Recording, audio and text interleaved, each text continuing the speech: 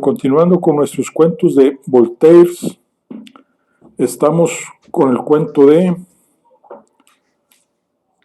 Cándido o el optimismo.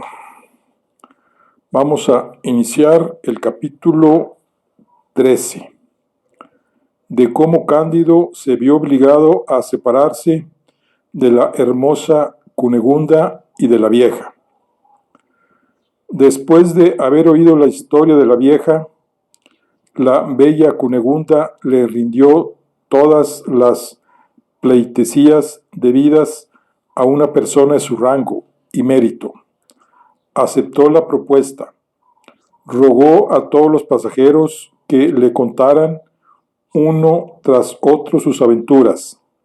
Cándido y ella reconocieron que la vieja tenía razón.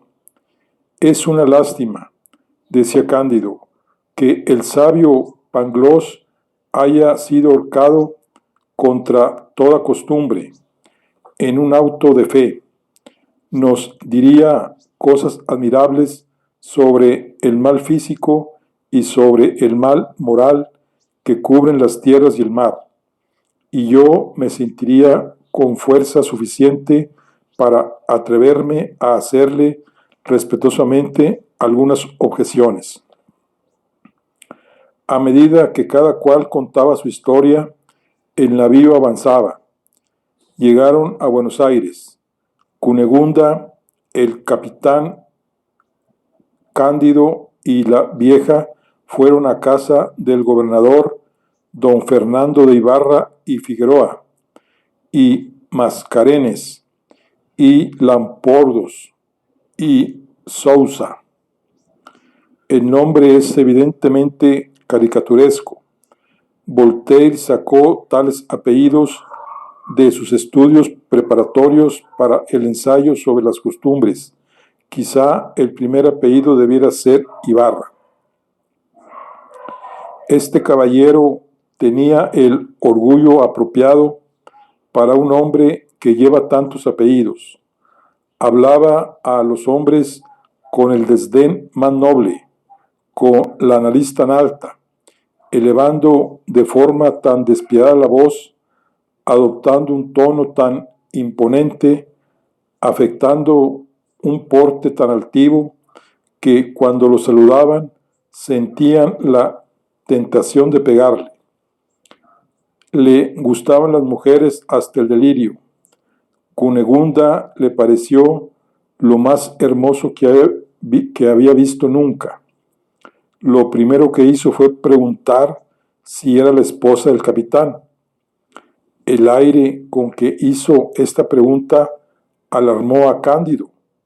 No se atrevió a decir que era su mujer, porque no lo era de hecho. No sabe decir que era su hermana, porque tampoco lo era. Y aunque esta mentira oficiosa hubiera estado muy de moda antaño entre los antiguos, es una alusión a la historia de Abraham y Sara. Sobre ella vuelve Voltaire en su diccionario filosófico. Artículo Abraham es asimismo muy difícil de explicar, como Sara, mujer de Abraham, era también su hermana. Y podría ser útil a los modernos. Su alma era demasiado pura para faltar a la verdad. La señorita Cunegunda dijo: debe hacerme el honor de casarse conmigo, y suplicamos a vuestra excelencia que se digne hacer nuestras bodas. Don Fernando de Ibarra y Figueroa y Mascarenes y Lampordos y Sousa sonrió amargamente, azuzándose el bigote, y ordenó al capitán Cándido que fuese a pasar revista a su compañía. Cándido obedece. El gobernador se quedó con la señorita Cunegunda, le declaró su pasión, le prometió que al día siguiente se casaría con ella por la iglesia o de otro modo, así que hubiera gustado sus encantos. Cunegunda le pidió un cuarto de hora para recogerse, para consultar con la vieja y para decidirse. La vieja le dijo a Cunegunda: señorita, tenéis 72 cuarteles y ni un óvulo. Solo a vos atañe ser la mujer del mayor señor de la América Meridional, que tiene unos hermosísimos bigotes. ¿Pretendéis hacer gala de una fidelidad a toda prueba? ¿Habéis visto violada, habéis sido violada por los búlgaros, un judío y un inquisidor han poseído vuestra gracia? Las desventuras otorgan ciertos derechos. Confieso que si yo estuviese en vuestro lugar, no tendría escrúpulo alguno en casarme con el señor gobernador y en hacer la fortuna del señor capitán Cándido. Mientras la vieja hablaba con toda la prudencia que la edad y la experiencia dan, se vio entrar en el puerto un pequeño navío. Traía a bordo un alcalde y unos alguaciles, y aquí lo que había pasado. La vieja había adivinado perfectamente que fue un franciscano, el Manga Ancha, quien robó el dinero y las joyas de Cunegunda en la ciudad de Badajoz, cuando huía a toda prisa con Cándido. O sea, lo manga ancha es la forma de las mangas y del capuchón. Enfrentó durante mucho tiempo a los religiosos. En las cartas filosóficas, para más comentarios, Voltaire habla sobre el tema, de ahí que no daba verse en la expresión el sentido irónico que pudiese tener en castellano. Este monje quiso vender algunas de las piedras a un joyero. El mercader la reconoció como las del gran inquisidor. El franciscano, antes de ser colgado, confesó que las había robado. Indicó las personas y la ruta que tomaban. La huida de Cunegunda y de Cándido ya era conocida. Lo siguieron a Cádiz. Sin pérdida de tiempo, enviaron un navío en su persecución. El navío estaba ya en el puerto de Buenos Aires. Se corrió el rumor de que iba a desembarcar un alcalde y que se perseguía a los asesinos de Monseñor, el gran inquisidor. La prudente vieja vio en el acto todo lo que debían hacer. Vos no podéis huir, le dijo a Cunegunda, y no tenéis nada que temer. No fuisteis vos quien mató a Monseñor, y además el gobernador que os ama no permitirá que os maltrate. Quedaos. Y corre inmediatamente en busca de Cándido. Huid, dice, o dentro de una hora seréis quemado. No había instante que perder, pero ¿cómo separarse de Cunegunda y dónde refugiarse? Se decía Cándido.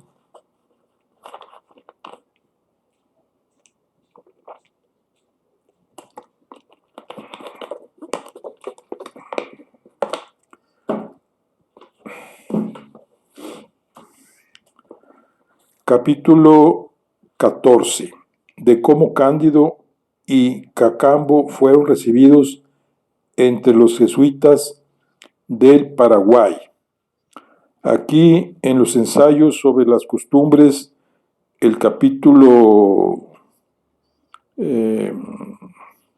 CL cuarto lleva por título sobre el Paraguay. de la dominación de los jesuitas en esa parte de América, de sus querellas con los españoles y los portugueses. Más adelante, en el anexo, la carta en que Voltaire responde a otro enviada al Journal Enciclopedia, donde se le acusaba de desconocer el problema. Bueno, Cándido se había llevado de Cádiz un criado como los que frecuentemente se encuentran en las costas españolas y en las colonias. Era un cuarto de español nacido de un mestizo en Tucumán. Había sido monaguillo, sacristán, marinero, monje, factor. Factor es aquel que hace un negocio por cuenta de otro, agente de una factoría, intermediario comercial. Era también soldado, lacayo. Se llamaba Cacambo y quería mucho a su amo, porque su amo era un hombre muy bueno. Ensilló lo más rápido que pudo los 2 caballos andaluces. Vamos, amo mío, sigamos el consejo de la vieja, partamos y corramos sin volver la vista atrás. Cándido derramó unas lágrimas. Oh, mi querida Cunegunda, he de abandonaros en el momento en que el señor gobernador va a casarnos. Cunegunda, después de venir tan lejos, ¿qué será de vos? Será lo que ella pueda, dijo Cacambo. Las mujeres nunca pasan apuros. Dios proveerá. Corramos. ¿A dónde me llevas? ¿A dónde vamos? ¿Qué haremos sin Cunegunda? Decía Cándido. Por Santiago de Compostela, dijo Cacambo, y vais a guerrear contra los jesuitas. Guerreemos a su favor. Conozco bien los caminos. Os guiaré hasta su reino. Estarán encantados de tener un capitán que hace las instrucciones a la búlgara. Haréis una fortuna prodigiosa. Cuando las cosas salen mal en un mundo, salen bien en otro. Es un grandísimo placer ver y hacer cosas nuevas. Así que tú ya has estado en el Paraguay, dijo Cándido. Desde luego, dijo Cacambo. Fui marmitón en el colegio de la Asunción y conozco el gobierno de los padres como conozco las calles de Cádiz. Qué admirable es este gobierno. El reino. Aquí Voltaire escribe siempre los padres en cuanto al reino, es una alusión a la presunta elección de un jesuita como rey del Paraguay, Nicolás I, pero tal rumor fue desmentido. En una carta a Madame de Luxembourg del 12 de abril de 1756, Voltaire escribe: es cierto que no hay un rey, Nicolás, pero no es menos cierto que los jesuitas son otros tantos reyes en el Paraguay. Bueno, el reino tiene ya más de 300 leguas de diámetro. Está dividido en 30 provincias. Los padres lo tienen todo y los pueblos nada. Es la obra maestra de la razón y la justicia. En cuanto a mí, no veo nada tan divino como los padres que aquí hacen la guerra al rey de España y al rey de Portugal, y que en Europa confiesan a esos reyes que aquí matan españoles y que en Madrid los envían al cielo. Eso me encanta. Adelante, vais a ser el más feliz de todos los hombres.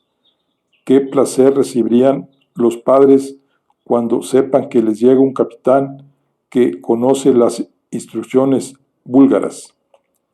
Cuando hubieron llegado a la primera barrera, Cacambo dijo a la guardia que un capitán quería hablar con Monseñor el comandante.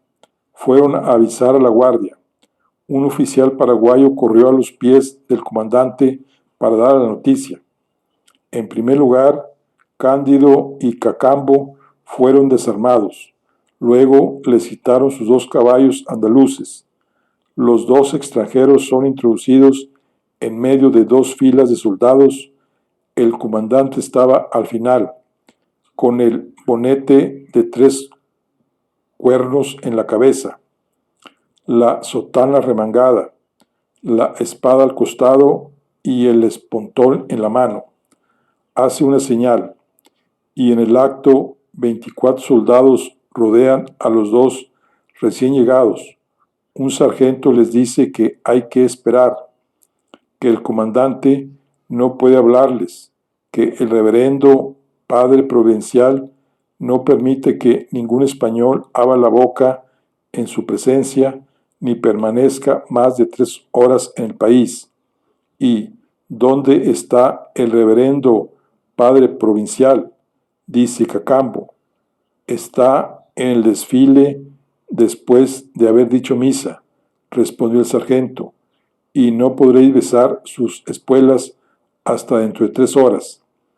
Pero, dijo Cacambo, el señor capitán, que se muere de hambre como yo, no es español, es alemán. ¿No podríamos almorzar mientras esperamos a su reverencia? El sargento fue inmediatamente a dar cuenta de estas palabras al comandante. Bendito sea Dios, dijo este caballero, puesto que es alemán, puedo hablarle, que lo traigan a mi enramada. Al punto condujeron a Cándido a un senador adornado con una hermosísima columna de mármol verde y oro, y jaulas que encerraban loros, colibríes, pájaros, mosca, pintadas y todos los pájaros más raros. En vajilla de oro se había preparado un excelente almuerzo. Y mientras los paraguayos comían maíz en escudillas de madera, en pleno campo, bajo el ardor del sol, el reverendo padre comandante entró en la enramada. Era un joven muy guapo, de rostro regordete, bastante blanco, de color subido, cejas elevadas, mirada viva, orejas rojas, labios bermejos, aire altivo, pero de una altivez que no era ni de la de un español ni la de un jesuita. Les fueron devueltas a Cándido y a Cacambo sus armas que les habían quitado, así como los 2 caballos andaluces. Cacambo le dio de comer avena cerca de la enramada, con los ojos siempre puestos en ellos por temor a una sorpresa. Cándido besó primero la orla de la sotana del comandante, luego se sentaron a la mesa. Soy, pues, alemán, le dijo el jesuita en esa lengua. Sí, mi reverendo padre, dijo Cándido, y uno y otro se miraban al pronunciar estas palabras con extremada sorpresa y una emoción de la que no eran dueños. ¿Y de qué región de Alemania sois?, dijo el jesuita. De la sucia provincia de Westfalia, dijo Cándido. Nací en el castillo de Thunder ten Tronckh. ¡Oh, cielos! Es posible, exclamó el comandante. ¡Qué milagro!, exclamó Cándido. Seréis vos, dijo el comandante. No es posible, dijo Cándido. Y ambos quedan estupefactos. Se abrazaron, derraman torrentes de lágrimas. ¿Cómo? ¿Seréis vos mi reverendo padre? ¿Vos, el hermano de la bella Cunegunda? ¿Vos que fuisteis muerto por los búlgaros? ¿Vos, el hijo del señor barón? ¿Vos, jesuita en el Paraguay? Hay que confesar que este mundo es cosa extraña. Oh, Pangloss, Pangloss, qué contento estarías si no os hubieran ahorcado. El comandante ordenó retirarse a los esclavos negros y paraguayos que servían de beber en cubiletes de cristal de roca. Dio gracias a Dios y a San Ignacio 1000 veces. Estrechaba a Cándido entre sus brazos. Sus rostros estaban bañados en lágrimas. Mucho más asombrado, más emocionado, más fuera de vos estarías, dijo Cándido, si os dijera que la señorita Cunegunda, vuestra hermana, a la que habéis creído destripada, está llena de salud. ¿Dónde? Cerca de aquí, en casa del señor gobernador de Buenos Aires. Y yo que venía para guerrear contra vos. Cada palabra que pronunciaron en esta larga conversación, acumulada prodigio tras prodigio. Su alma entera se adelantaba a su lengua, estaba atenta en sus oídos y chispeaba en sus ojos. Como eran alemanes, estuvieron a la mesa mucho tiempo esperando al reverendo padre provincial y el comandante habló así a su querido Cándido.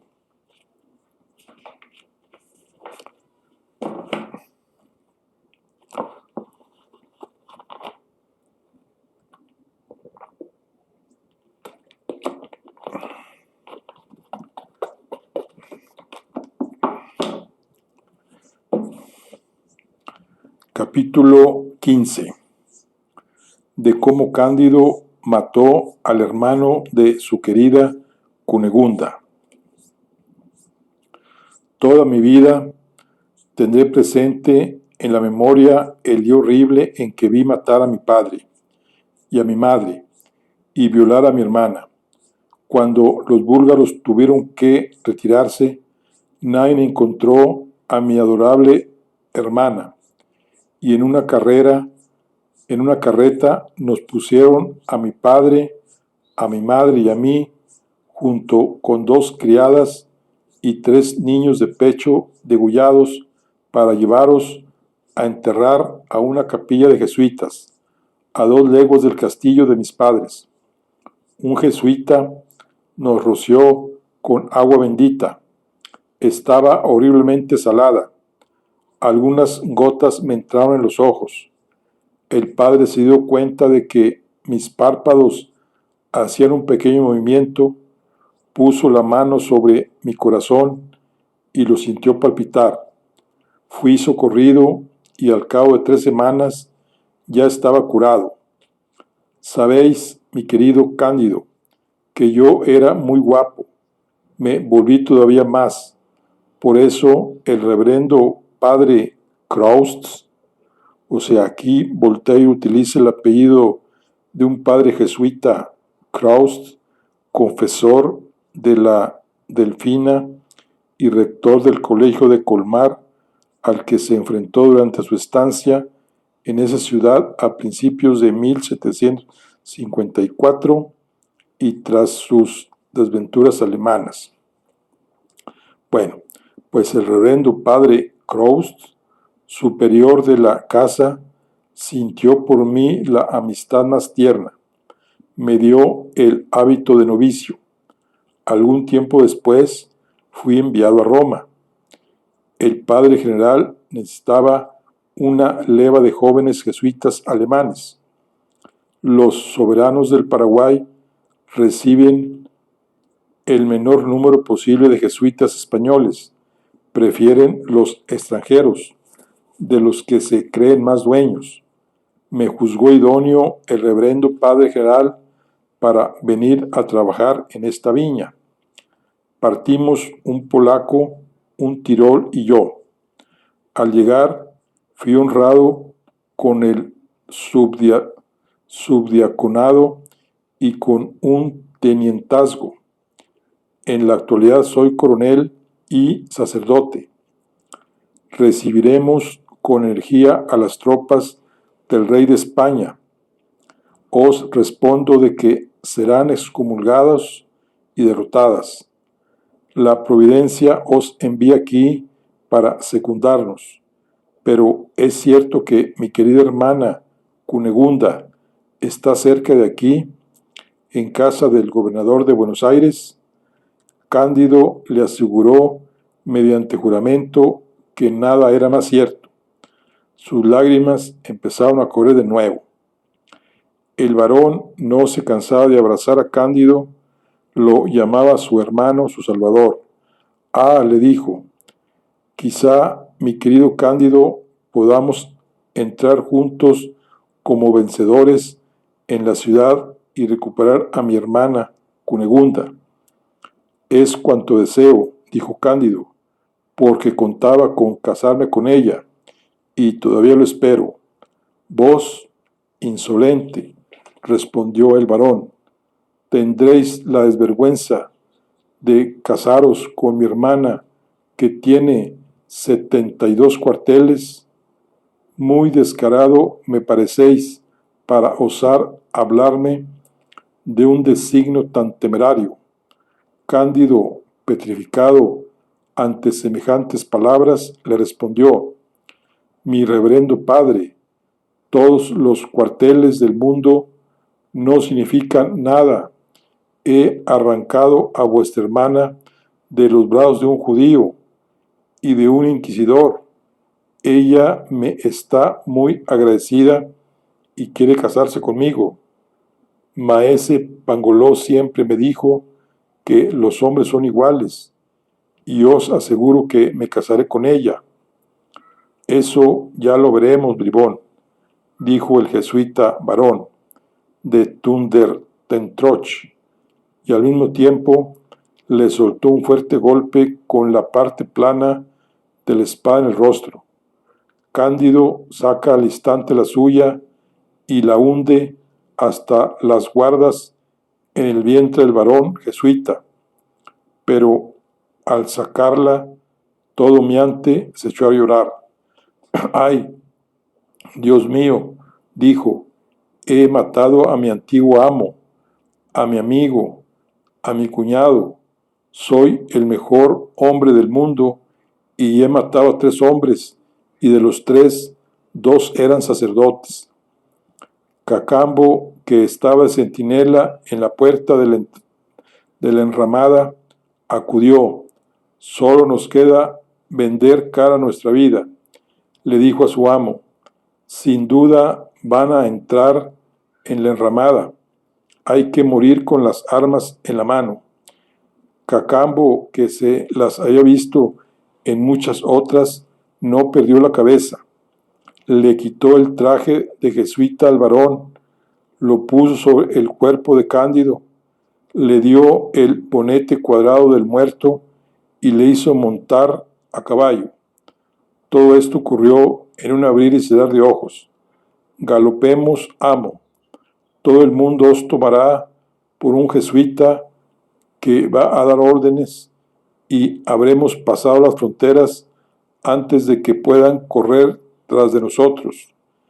Ya volaban al pronunciar estas palabras y gritaba en español, paso, paso al reverendo padre coronel. Capítulo 16. De lo que les ocurrió a los 2 viajeros con 2 mujeres, 2 monos y los salvajes llamados orejones. Ok. Cándido y su criado estaban al otro lado de las barreras y aún no sabía nadie en el campamento la muerte del jesuita alemán. El previsor Cacambo había tenido la precaución de llenar su mochila de pan, chocolate, jamón y frutas, y de algunas medidas de vino.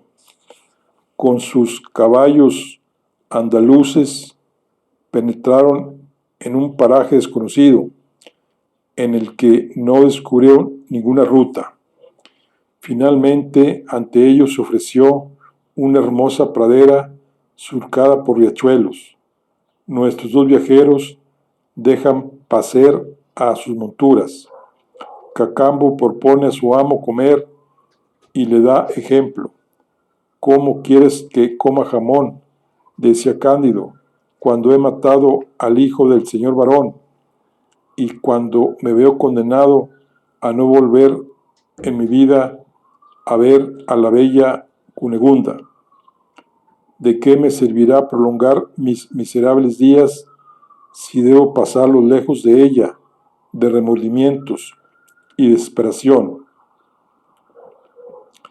Y mientras así hablaban, no dejaba de comer. El sol se ponía. Los dos extraviados oyeron algunos grititos que parecían lanzados por mujeres. No sabían si aquellos gritos eran de dolor o de alegría, pero se levantaron precipitadamente, con esa inquietud y esa alarma que todo inspira en un país desconocido. Aquellos clamores partían de dos muchachas completamente desnudas, que corrían con celeridad por el extremo de la pradera, mientras dos monos las seguían mordiéndoles las nalgas. Cándido sintió compasión. Había aprendido a disparar con los búlgaros y le habría dado a una villana en un matorral sin tocar las hojas. Coge su fusil español de 2 disparos, tira y mata a los 2 monos. Loado sea Dios, mi querido Cacambo, he liberado de un gran peligro a esas 2 pobres criaturas. Si he cometido un pecado matando a un inquisidor y a un jesuita, bien lo he reparado salvando la vida de 2 muchachas. Tal vez sean 2 doncellas de condición y esta aventura nos procure grandísimas ventajas en esta tierra. Iba a proseguir, pero su lengua quedó paralizada al ver a las 2 mujeres abrazar tiernamente a los 2 monos, derramar lágrimas sobre sus cuerpos y llenar el aire con los gritos más dolorosos. No me esperaba tanta bondad del alba, dijo por fin Cacambo, que le replicó: vaya obra maestra que habéis hecho, amo. Habéis matado a los 2 amantes de esas señoritas. Sus amantes, ¿será posible? ¿Os estáis burlando de mí, Cacambo? ¿Cómo queréis que os crea? Mi querido amo, continuó Cacambo, siempre os asombráis de todo. ¿Por qué os parece tan extraño que en algunas regiones haya monos que obtienen los favores de las damas? Son un cuarto de hombres como yo soy un cuarto español. Ay, continuó Cándido, recuerdo haber oído decir al maestro Pangloss que antaño habían ocurrido accidentes semejantes y que tales mezclas habían producido egipanes, faunos y sátiros, que varios grandes personajes de la antigüedad lo habían visto, pero todo eso me parecían fábulas. Ahora debéis quedar convencido de que es verdad, dijo Cacambo, y ya veis cómo lo hacen las personas que no han recibido cierta educación. Lo único que temo es que esas damas nos jueguen alguna mala pasada. Estas sólidas reflexiones indujeron a Cándido a dejar la pradera y a internarse en un bosque. Ahí cenó con Cacambo, y ambos, después de haber maldecido al inquisidor de Portugal, al gobernante de Buenos Aires y al barón, se durmieron sobre la hierba. Al despertar, sintieron que no podían moverse. La razón era que durante la noche los orejones, habitantes de la región, a quienes las 2 damas los habían denunciado, los habían atado con cuerdas de corteza de árbol. Estaban rodeados por una cincuentena de orejones, completamente desnudos, armados de flechas, de mazas y de hachas de piedra. Unos hacían hervir una gran caldera, otros preparaban asadores y todos gritaban: es un jesuita, es un jesuita. Nos vengaremos y nos daremos una buena comilona. Comamos jesuita, comamos jesuita. Ya os había dicho, mi querido amo, exclamó tristemente Cacambo, que aquellas dos mujeres nos jugarían una mala pasada. Cándido, viendo la caldera y las parrillas, exclamó: desde luego, van a asarnos o a cocernos. Ah, ¿qué diría el maestro Pangloss si viese cómo está hecha la pura naturaleza? Todo está bien, de acuerdo, mas confieso que resulta muy cruel haber perdido a la señorita Cunegunda y ser puesto en una parrilla por unos orejones. Cacambo nunca perdía la cabeza. No desesperéis todavía, dijo al desolado Cándido. Entiendo algo la jerga de estos pueblos y voy a hablarles. No dejéis de hacerles ver, dijo Cándido, qué horrible falta de humanidad es coser hombres y qué poco cristiano. Señores, dijo Cacambo, así pues pensáis comeros hoy un jesuita, eso está muy bien. No hay nada más justo que tratar así a los enemigos. En efecto, el derecho natural nos enseña a matar a nuestro prójimo, y así se hace por toda la tierra. Si nosotros no haremos uso del derecho a comerlos, es porque tenemos otras cosas para darnos buenas comilonas, pero vosotros no contáis con nuestros recursos. Más vale, desde luego, comerse a los enemigos que abandonar a los cuervos y a las cornejas el fruto de la victoria. Pero, señores, seguro que no querráis comeros a vuestro amigo. Creéis que vais a asar a un jesuita y es a vuestro defensor, es al enemigo de vuestro enemigo al que vais a asar. En cuanto a mí, yo nací en vuestro país. El señor que veis es mi amo, y lejos de ser jesuita, acaba de matar a un jesuita. Lleva sus ropas, ese es el motivo de vuestro error. Para comprobar lo que os digo, coged su hábito, llevadlo a la primera barrera del reino de los padres, informaos de si mi amo no ha matado a un oficial jesuita. Os llevará poco tiempo, siempre podréis comernos si resulta que os he mentido. Mas si yo os he dicho la verdad, conocéis de sobra los principios del derecho público, las costumbres y las leyes como para concedernos gracia. A los orejones este discurso les pareció muy puesto en razón. Enviaron a dos notables para que con presteza fueran a informarse de la verdad. Los dos emisarios cumplieron su encargo como personas inteligentes y volvieron enseguida trayendo buenas nuevas. Los orejones soltaron a sus dos prisioneros, les hicieron toda clase de cortesías, les ofrecieron mujeres, les dieron refrescos y los guiaron hasta los confines de sus estados, gritando con alegría: no es jesuita, no es jesuita.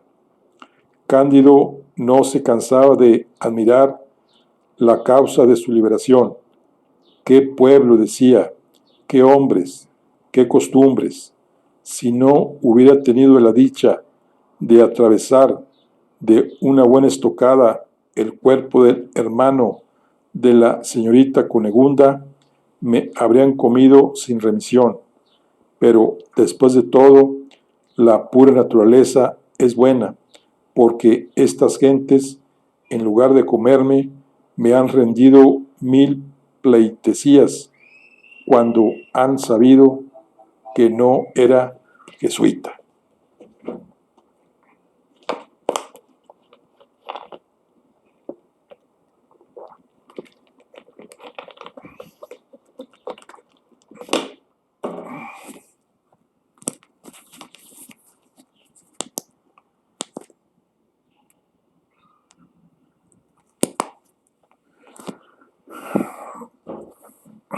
Capítulo 17. Llegada de Cándido y de su criado al país de El Dorado, y lo que ahí vieron. Cuando llegaron a las fronteras de los Orejones, le dijo Cacambo a Cándido: ya veis que este hemisferio no es mejor que el otro. Hacedme caso, volvamos a Europa cuanto antes. ¿Cómo volver?, dijo Cándido. ¿Y a dónde ir? Si voy a mi país, los búlgaros y los ávaros me despellejan de arriba abajo. Si vuelvo a Portugal, me queman. Si nos quedamos en este país, corremos en todo momento el riesgo de ser asados. Mas, ¿cómo decidirse a dejar la parte del mundo que habita la señorita Cunegunda? Vayamos hacia la Cayena, antiguo nombre de la Guayana francesa, colonizada desde 1625, dijo Cacambo. Ahí encontraremos franceses que están por todo el mundo. Ellos podrán ayudarnos. Quizá Dios se apiade de nosotros. No era fácil ir a la Cayena. Sabían poco más o menos hacia qué parte debían encaminarse, pero montañas, ríos, precipicios, bandidos y salvajes eran obstáculos terribles por todas partes. Sus caballos murieron de fatiga, sus provisiones se acabaron. Durante todo un mes se alimentaron de frutas silvestres y finalmente se encontraron a orillas de un riachuelo, bordeado de cocoteros que sostuvieron su vida y sus esperanzas. Cacacambo, que siempre daba tan buenos consejos como la vieja, le dijo a Cándido: no podemos más, hemos caminado bastante. Veo una canoa vacía en la orilla, llenémosla de cocos, lancémonos a esa pequeña barca, dejémonos llevar por la corriente. Un río siempre lleva a algún lugar habitado. Si no encontramos cosas agradables, al menos encontraremos cosas nuevas. Adelante, dijo Cándido, encomendándonos a la providencia. Bogaron durante algunas leguas entre orillas tan pronto floridas como áridas, tan pronto lisas como escarpadas. El río se ensanchaba cada vez más y se perdía, por último, bajo una bóveda de rocas espantosas que se alzaban hasta el cielo. Los dos viajeros tuvieron la audacia de abandonarse a las olas bajo aquella bóveda. El río que se estrechaba en ese punto los arrastró con una rapidez y un fragor horrible. Al cabo de 24 horas vieron de nuevo la luz, pero su canoa se estrelló contra los escollos. Tuvieron que arrastrarse de roca en roca durante toda una legua. Por fin descubrieron un horizonte inmenso, bordeado de montañas inaccesibles. La región estaba cultivada tanto para el placer como para la necesidad. En todas partes lo útil era agradable. Los caminos estaban cubiertos, o más bien adornados, de carruajes de una forma y un material brillantes, que transportaban a hombres y mujeres de singular belleza. velozmente tirados por gordos carneros rojos que superaban en rapidez a los más hermosos caballos de Andalucía, de Tetuán y de Mequines. Bueno, los carneros rojos, probablemente llamas, algunos viajeros habían descrito su vellón y su cula de color rojizo. Aquí tenemos, dijo Cándido, un país que vale más que Westfalia, y echó pie a tierra con Cacambo en la primera aldea que encontró. Algunos niños de la aldea, cubiertos de brocados de oro, completamente desgarrados, jugaban al tejo a la entrada del pueblo. Nuestros dos hombres del otro mundo se entretuvieron mirándolos. Sus tejos eran unas piezas redondas bastante anchas, amarillas, rojas, verdes, que despedían un destello singular. A los viajeros les entraron ganas de recoger algunos. Era oro, eran esmeraldas, eran rubíes, el menor de los cuales habría sido el mayor adorno del trono de Mogol. Sin duda estos niños son los hijos del rey del país que juegan al tejo, dijo Cacambo. El magíster de la aldea apareció en ese momento para hacerles volver a la escuela. Y ahí tenemos, dijo Cándido, al preceptor de la familia real. Los pequeños harapientos abandonaron inmediatamente el juego, dejando en tierra sus tejos y cuanto había servido a sus diversiones. Cándido lo recoge, corre al preceptor y se los presenta humildemente, dándole a entender por señas que sus altezas reales habían olvidado su oro y sus piedras preciosas. El magíster de la aldea los tiró al suelo sonriendo. Miró un momento a la cara de Cándido con mucha sorpresa y siguió su camino. Los viajeros no dejaron de recoger el oro, los rubíes y las esmeraldas. ¿Dónde estamos?, exclamó Cándido. Los hijos de los reyes de este país deben de estar bien educados, pues les enseñan a despreciar el oro y las piedras preciosas. Cacambo estaba tan sorprendido como Cándido. Terminaron por acercarse a la primera casa de la aldea. Estaba construida como un palacio de Europa. Un tropel de gente se apiñaba a la puerta, y dentro había todavía más. Se dejaba oír una música muy agradable y se dejaba sentir un delicioso olor a cocina.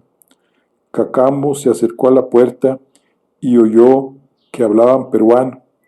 Era su lengua materna, porque todo el mundo sabe que Cacambo había nacido en el Tucumán, en una aldea donde no se conocía otra lengua.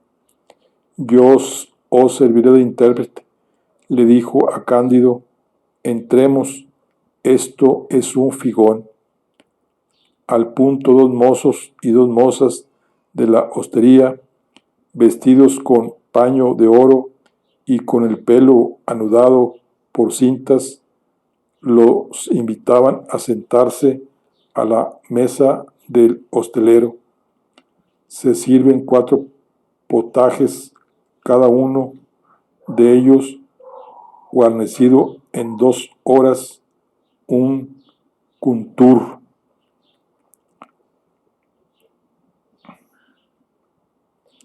que un contur, nombre indígena del cóndor. El inca Garcilaso de la Vega describe en sus comentarios reales una comida en la que se sirven diversos animales, desde tigres a leones, desde monos a cóndores. Voltaire transcribe ese nombre así como contobos. Cocido que pesaba 200 libras, 2 monos asados de sabor excelente, 300 colibríes en una bandeja y 600 pájaros mosca en otra, guisos exquisitos, pasteles deliciosos, todo en bandejas de una especie de cristal de roca. Los mozos y mozas de la hostería escanciaban diversos licores hechos de caña de azúcar. Los comensales eran en su mayoría mercaderes y carreteros, todos ellos de una cortesía extremada, que hicieron con la discreción más circunspecta algunas preguntas a Cacambo y que respondieron a las suyas de una manera que le satisfizo. Cuando la comida hubo terminado, Cacambo creyó, al igual que Cándido, pagar sobradamente su escote, depositando sobre la mesa del hostelero 2 de aquellas anchas piezas de oro que habían recogido. El hostelero y la hostelera se echaron a reír a carcajadas y tuvieron que agarrarse los hígares largo rato. Por fin se repusieron. Señores, dijo el hostelero, bien vemos que sois extranjeros. No estamos acostumbrados a verlos. Perdonadnos si nos hemos echado a reír cuando nos habéis ofrecido como pago los pedruscos de nuestros caminos. No tenéis sin duda la moneda del país, pero no es preciso tenerla para comer aquí. Todas las hosterías establecidas para comodidad del comercio están pagadas por el gobierno. Aquí habéis comido mal porque es una aldea pobre, pero donde quiera que vayáis, seréis recibidos como merecéis ser. Cacambo explicaba a Cándido todas las palabras del hostelero, y Cándido las escuchaba con la misma admiración y el mismo pasmo con que su amigo Cacambo las traducía. ¿Qué país es pues este?, se decía el uno al otro, desconocido de todo el resto de la tierra, y donde toda la naturaleza es de una especie tan diferente a la nuestra. Probablemente es el país donde todo va bien, porque es absolutamente preciso que haya alguno de esta clase, y por más que diga nuestro maestro Pangloss, a menudo me di cuenta de que todo iba mal en Westfalia.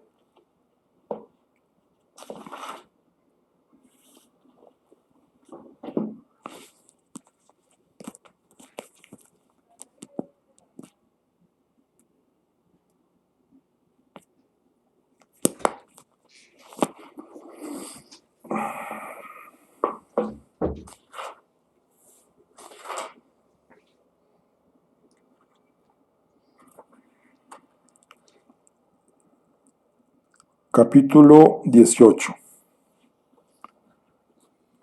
Lo que vieron en el país de El Dorado. Cacambo manifestó a su hostelero toda la curiosidad que sentía, y el hostelero le dijo: yo soy muy ignorante y me encuentro bien siendo así, pero tenemos un anciano retirado de la corte que es el hombre más sabio del reino y el más comunicativo. Lleva inmediatamente a Cacambo a casa del anciano. La aparición del anciano es tema frecuente en los viajes imaginarios. Voltaire parece acordarse aquí del anciano de Tarento, de Virgilio y de Mentor, símbolo de la sabiduría y de la prudencia. Cándido no desempeñaba más papel que el de segundo personaje y acompañaba a su criado. Entraron en una casa muy sencilla, porque la puerta solo era de plata y los revestimientos de los aposentos solo de oro.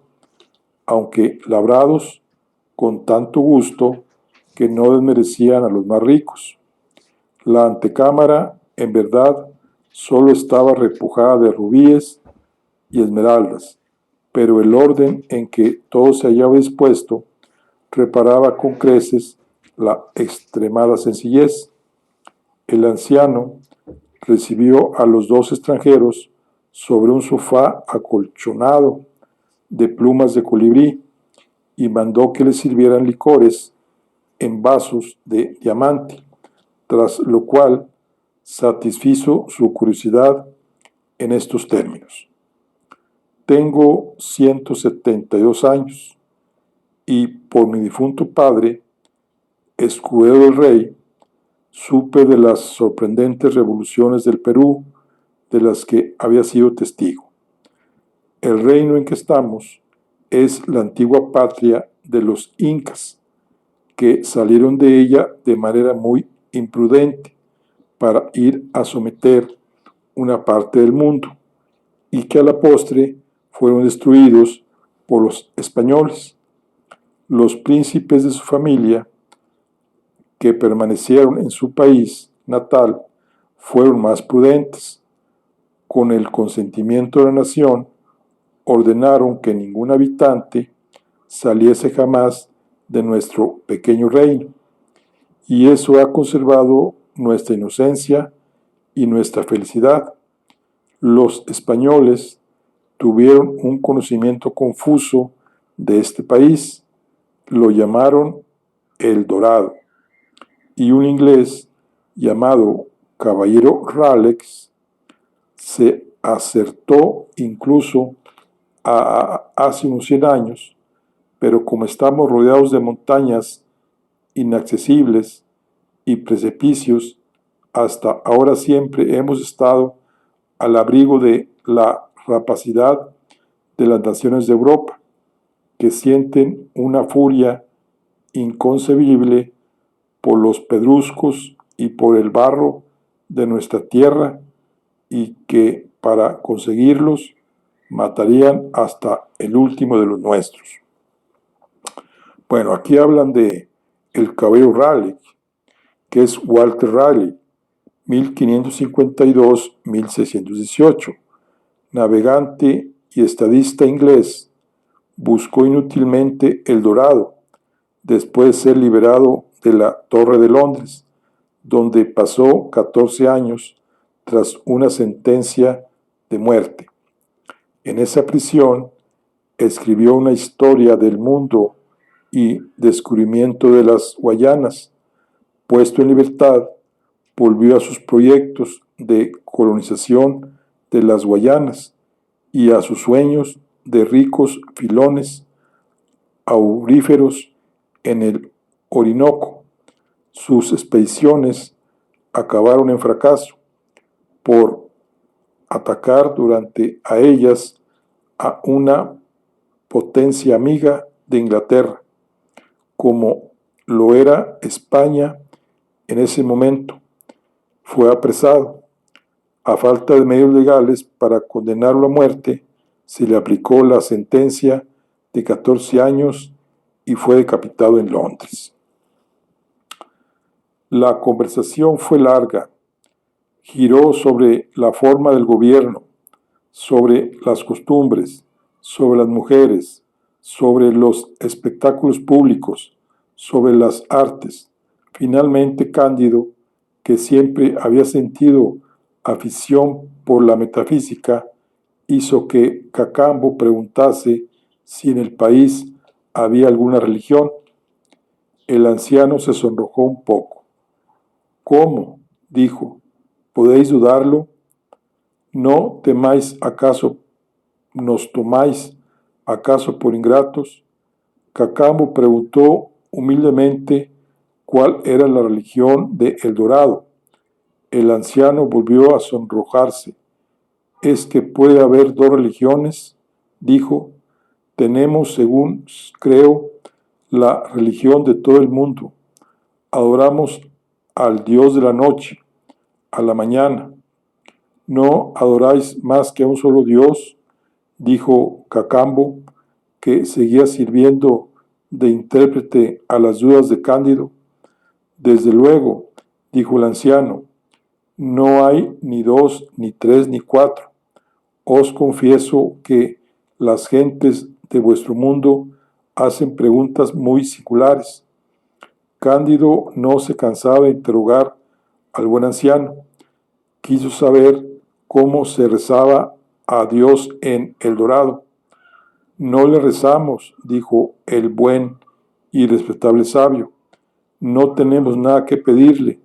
Nos ha dado cuanto necesitamos. Se lo agradecemos sin cesar. Cándido tuvo la curiosidad de ver a los sacerdotes. Hizo preguntas dónde estaban.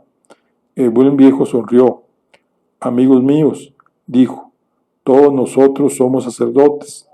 El rey y todos los jefes de familia cantan solemnemente cada mañana cánticos de acción de gracias y 5 o 6,000 músicos los acompañan. ¿Cómo? ¿No tenéis monjes que enseñen, que disputen, que gobiernen, que hagan cábalas y ordenen quemar a las gentes que no son de su opinión? Tendríamos que estar locos, dijo el viejo. Aquí todos somos de la misma opinión y no entendemos qué queréis decir con eso de vuestros monjes. Cándido permaneció exhastiado ante todas estas palabras y se decía para sus adentros, esto es muy distinto de Westfalia y del castillo del señor barón. Si nuestro amigo Pangloss hubiera visto El Dorado, ya no habría dicho que el castillo de Thundertentrocket era lo mejor que había visto en la tierra. Cuán cierto es que hay que viajar.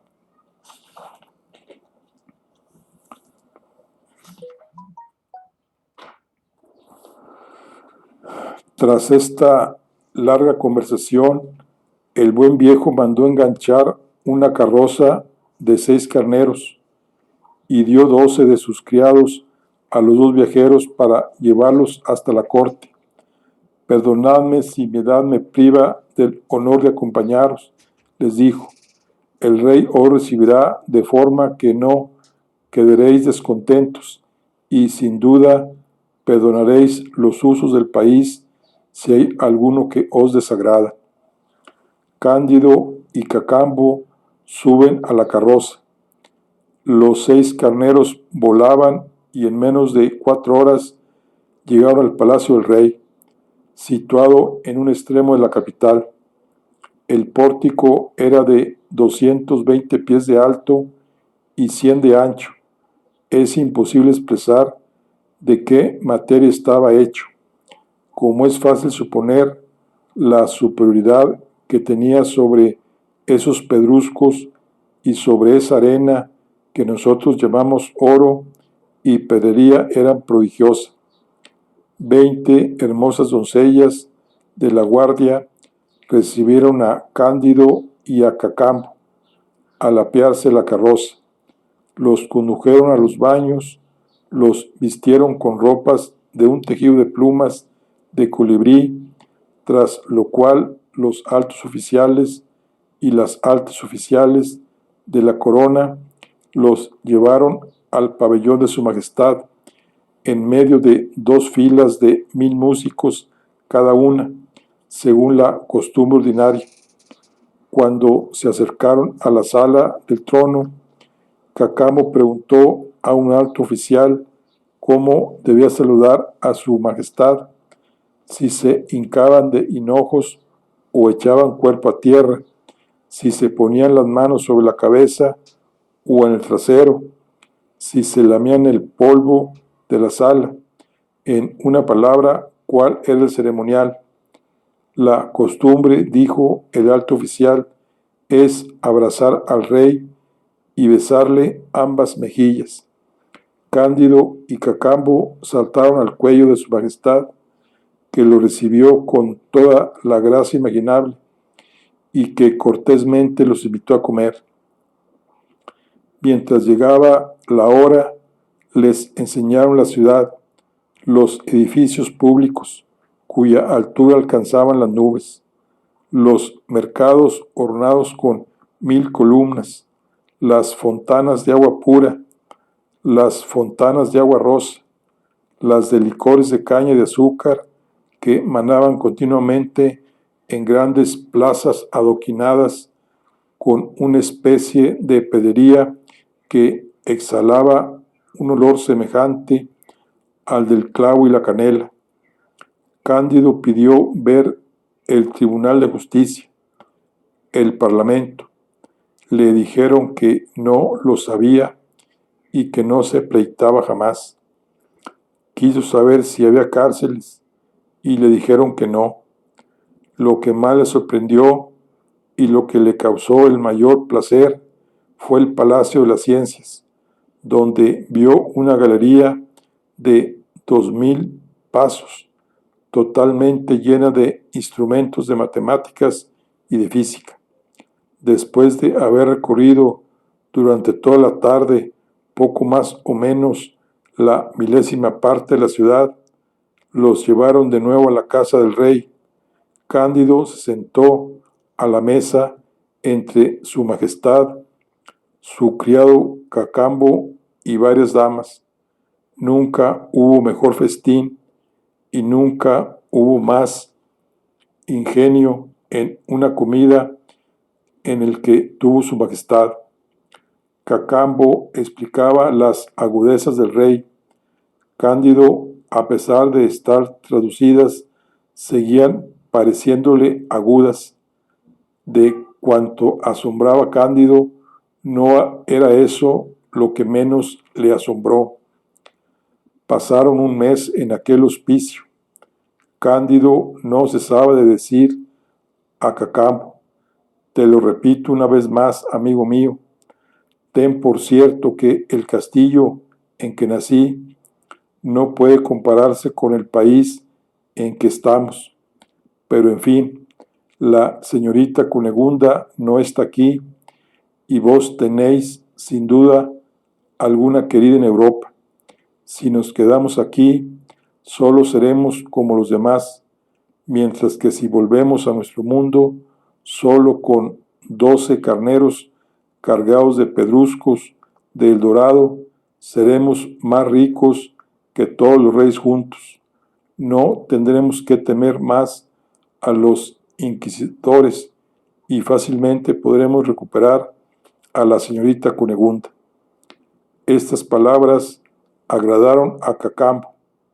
Gusta uno tanto de correr mundo, de hacerse valer entre los suyos, de hacer ostentación de lo que se ha visto en los viajes, que los dos afortunados resolvieron dejar de serlo y pedir licencia para irse a su majestad. Hacéis una tontería, les dijo el rey. Ya sé que mi país es poca cosa, pero cuando uno está pasablemente en una parte, debe quedarse. No tengo desde luego el derecho a retener a unos extranjeros. Esa tiranía no figura en nuestras costumbres ni en nuestras leyes. Todos los hombres son libres. Partid cuando queráis, pero la salida es muy difícil. Resulta imposible remontar la corriente del río por el que llegasteis de milagro y que corre bajo unas bóvedas rocosas. Las montañas que rodean todo mi reino tienen 10.000 pies de altura y son rectas como murallas. Cada una ocupa una anchura de más de 10 leguas. Solo se pueden descender por precipicios. Sin embargo, puesto que queréis marcharos, como sea, voy a dar orden a los intendentes de máquinas para que construyan una que pueda transportaros cómodamente. Una vez que os haya guiado hasta el otro lado de las montañas, nadie podrá acompañaros, porque mis súbditos han jurado no salir jamás de mi recinto, y son demasiado sabios para romper su juramento. Por lo demás, pedidme cuenta cuanto os plazca. No pedimos a vuestra majestad más que algunos carneros cargados de víveres, de pedruscos y del barro del país, dijo Cacambo. El rey se rió.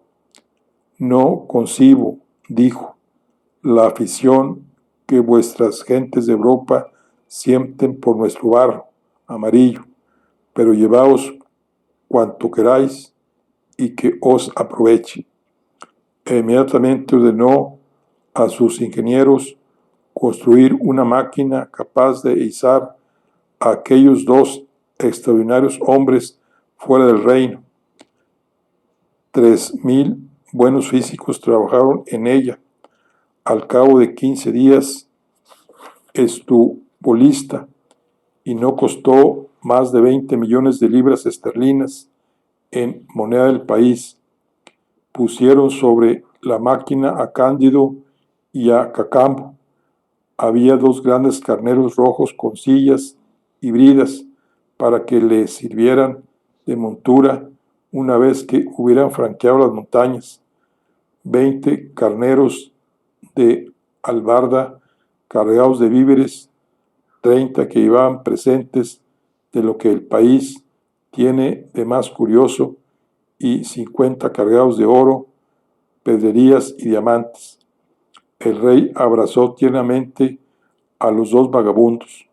Su partida fue un espectáculo magnífico, lo mismo que la ingeniosa forma en que ellos y sus carneros fueron izados a lo alto de las montañas. Los físicos se despidieron de ambos una vez que los hubieron puesto a salvo, y Cándido no tuvo entonces más deseo ni más meta que ir a presentar sus carneros a la señorita Cunegunda.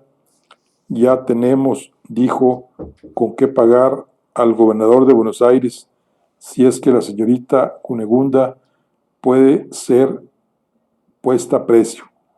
Vayamos hacia la Cayena, embarquémonos y ya veremos luego qué reino podremos comprar. Bueno, aquí concluimos la charla del día de hoy. Nos vemos en la siguiente. Hasta luego.